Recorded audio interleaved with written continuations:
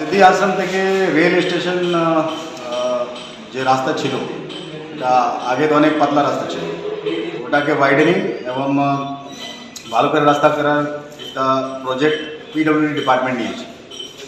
তো ওখানে land acquire করা হয়েছিল এবং যে ওয়াইডেনিং জন্য চড়া করার জন্য টাকাও দেওয়া হয়েছিল, কিন্তু ওখানে লোক জায়গায় ছাড়ছিল না, ওনাকে অনেকবার আবেদন করা হয়েছিল।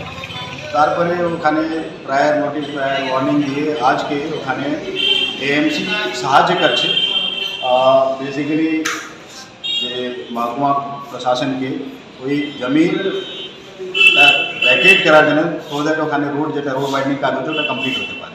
আপনি ওখানে গিয়ে দেখতে পারবেন যে অনেক পার্টে রোড কমপ্লিট হয়ে গেছে, কিছু কিছু পার্টে লোক এখনও বসে আছে। মোস্টলি কাঁচা দোকান এরকম আছে, কিছু টেম্পোরারি এক দুটি পাক্কা বাড়ি আছে, ওখানে একটা ক্লাব ঘর আছে এবং কিছু স্টলগুলো আছে। সবাইকে টাকা দেওয়া হচ্ছে ল্যান্ড অ্যাকুইজিশন তরফ থেকে। তারপরে ওরা কিছুদিন